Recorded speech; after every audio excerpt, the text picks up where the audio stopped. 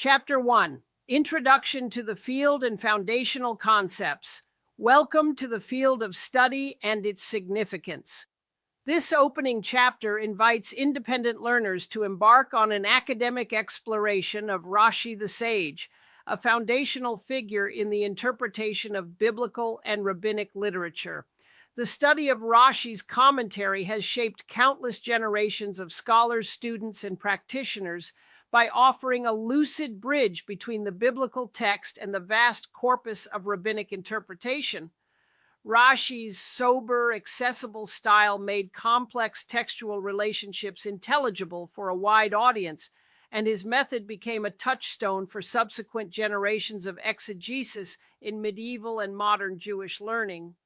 By foregrounding precise language, careful word selection, and close attention to the structure of the biblical text, Rashi established a model for how to read the Bible with both linguistic discernment and interpretive imagination. The aim of this chapter is to orient readers to the field's core concerns, to explain why Rashi remains central to the study of Jewish textual culture, and to outline how this book will cultivate the habits of careful reading, critical questioning, and methodical reasoning that characterize independent scholarly inquiry. Within the broader landscape of biblical and rabbinic studies, Rashi's contributions are inseparable from ongoing conversations about meaning, authority, and method. His work sits at the intersection of philology, theology, and tradition, illustrating how a single interpreter can influence the way communities imagine Scripture and transmit understanding across generations. Jewish Encyclopedia, 1901. As readers progress through this book, they will encounter the tension between preserving traditional readings and engaging with evolving scholarly perspectives. This introduction therefore establishes a scholarly posture, rigorous attention to text, an appreciation for historical context, and a readiness to ask sharp questions about how interpretation grows from language, culture, and communal memory. Why this subject matters, academic and practical relevance. The subject of Rashi's commentary matters for both scholarly and practical reasons. Academically, Rashi's work is a central node in the history of Jewish interpretation, illustrating how medieval exegesis integrated grammar, vocabulary, and stylistic analysis with exegetical purposes. His insistence on clarifying the plain sense of the text, what scholars often term the peshat, while acknowledging the richness of later homiletic readings, demonstrates a sophisticated approach to meaning that remains instructive for students studying hermeneutics and textual criticism. World History Encyclopedia, 2020. Practically, Rashi's insights continue to shape contemporary Bible study, liturgy, and Jewish education, providing a model of how to translate ancient language into accessible, teachable content without sacrificing scholarly precision. Engagement with this material also cultivates transferable skills beyond the narrow field of biblical studies. Independent learners develop abilities in careful textual analysis, cross-textual comparison, and the articulation of well-supported interpretations. The field's relevance extends to related disciplines: linguistics, cultural history, religious studies, and philosophy of language, where the methods exemplified by Rashi's commentary illuminate how authors use language to convey layered meanings across time. This book foregrounds these connections, highlighting how a disciplined approach to classic texts can inform questions about interpretation, authority, and the transmission of knowledge in modern academic settings. For prospective self-studiers, the subject offers a concrete, approachable entry point into rigorous scholarship.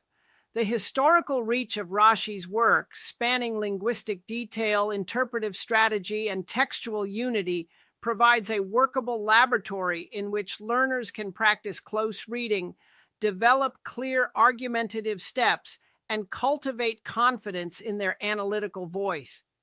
Throughout the chapter, readers are encouraged to treat interpretation as an active practice, pose questions, compare readings, and evaluate evidence in light of historical context and linguistic evidence. Foundational concepts and key terminology readers will encounter. Successful study of Rashi requires familiarity with a set of foundational concepts and terminology that recur across his corpus and in subsequent exegetical literature. Central to Rashi's method is the distinction between Peshat, the plain or simple sense of the text, and Darash, a broader interpretive reading that may integrate narrative, homily, or midrashic material. While Rashi's own aim was often to illuminate the plain sense, his inclusions and patterns of explanation frequently reflect this dual orientation, which has become a standard framework in medieval and post-medieval exegesis. Britannica, ND, World History Encyclopedia 2020. A second essential concept is midrashim, a broad category of interpretive practice encompassing narrative expansions, ethical exhortations, and thematic connections that the interpreter may draw from the text or tradition. Rashi's work demonstrates how midrashic readings can illuminate textual relationships while maintaining fidelity to the lexical and syntactic evidence of the Hebrew Bible and early rabbinic sources. Jewish Encyclopedia, 1901. A third concept involves linguistic and grammatical analysis. Rashi's commentary is notable for its attention to word roots, syntax, and idiomatic usage, all deployed to strengthen the reliability of the Peshat reading and to preempt common misreadings. This linguistic orientation foregrounds the role of language as a tool for meaning-making in sacred texts. World History Encyclopedia 2020. Readers will also encounter the sustained impact of canonical authority, how Rashi's explanations became embedded in Jewish study traditions, and how later scholars and communities used his words as a touchstone for interpretation. This involves understanding the relationship between a commentator's authority, the textual evidence at hand, and the needs of a community in forming a shared interpretive framework. In short, the foundational concepts to track include Peshat, Dirash, Midrash, linguistic analysis, and the dynamics of textual authority. Reflective prompts embedded in this section invite readers to consider how these concepts operate in practice. How does a plain sense reading interact with potential homiletic extensions? And how might linguistic nuance alter the interpretation of a key verse? Historical context and theoretical framework for the book. To situate Rashi's work within a larger intellectual trajectory, this book places him in the late 11th and early 12th centuries, a period of vibrant Jewish scholarship in medieval Europe. Rashi's life in Troy, multiplied by his students, followers, and regional networks, contributed to a flowering of scriptural interpretation that remains a baseline for later commentators. His approach, combining concise explanations with attentive linguistic detail, helped standardize a method of study that could be taught and replicated, thereby shaping the pedagogical culture of Jewish learning. Britannica, ND, Jewish Encyclopedia, 1901. The theoretical framework of the book integrates traditional exegesis with a broader hermeneutic perspective. It treats interpretation as a dialogue between language, text, and community that evolves over time. This approach is consistent with established scholarly discussions about how medieval exegetes negotiated authority, textual transmission, and the negotiation between Peshat and Dirash. The historical context also informs methodological decisions in this book. Readers will encounter short treatments of how manuscript culture, vernacular language shifts, and the growth of scholastic centers influence the reception of Rashi's commentary.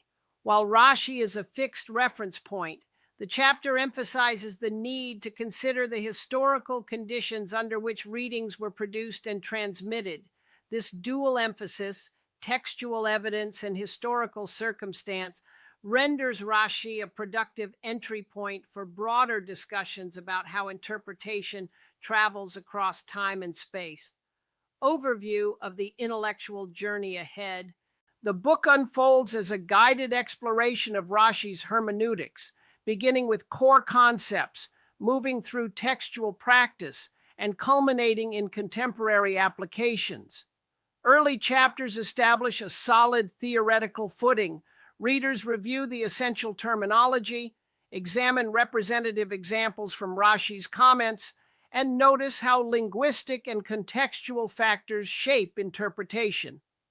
As the journey progresses, the text introduces case studies drawn from canonical passages where Rashi's method illuminates the interplay between language and meaning. These case studies, crafted to be accessible to independent learners, offer opportunities for analysis, comparison with later commentaries, and reflection on interpretive choices. The goal is to cultivate a framework by which readers can analyze primary texts, justify interpretive decisions, and articulate how evidence supports conclusions.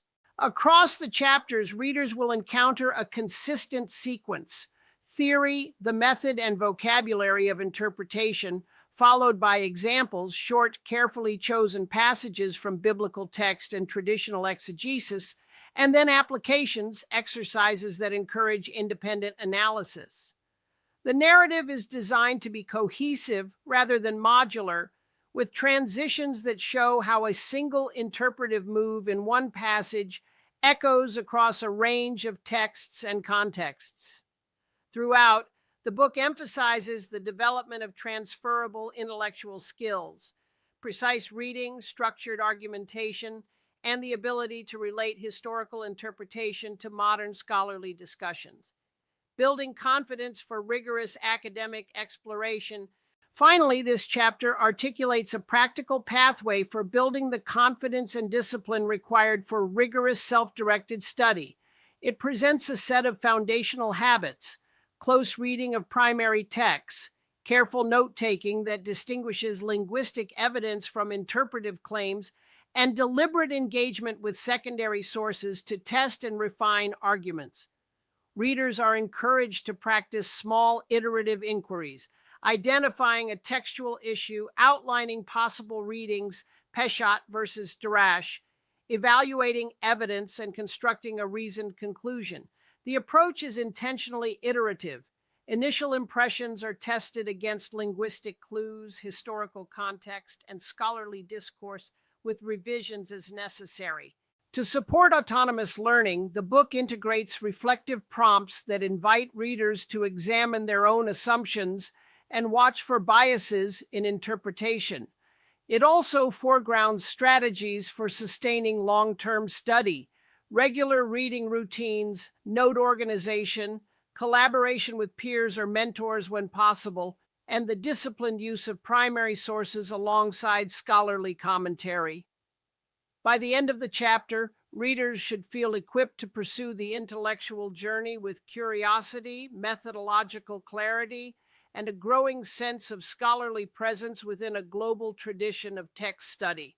As you proceed, consider the following guiding question: how does a single commentator's method illuminate or constrain our understanding of Scripture, and what does that reveal about the nature of interpretation itself? This question anchors the self-directed learning path laid out in the chapters to come and invites ongoing reflection as you engage with primary texts and the conversations surrounding them. Key takeaways for transferable knowledge and skills. In this opening chapter, readers gain a foundational grasp of the central role of Rashi in the history of Jewish exegesis and the significance of his plain sense orientation balanced with interpretive depth. A working vocabulary for textual interpretation, including peshat, dirish, and midrash, and how these modes interact in practice. An awareness of historical context as a lens for interpreting medieval commentaries and for evaluating their influence on later scholarship. A practical framework for independent study, close reading, evidence-based argumentation, and reflective inquiry that can be applied to other canonical texts. Strategies for integrating primary texts with scholarly discourse to develop a coherent, well-supported interpretive position These are transferable competencies for any field that values careful textual analysis, critical thinking, and clear written argumentation. As you advance, you will continue to build these capabilities through new readings, case studies, and exercises designed to deepen your understanding of Rashi's contributions and their enduring relevance to the study of textual tradition.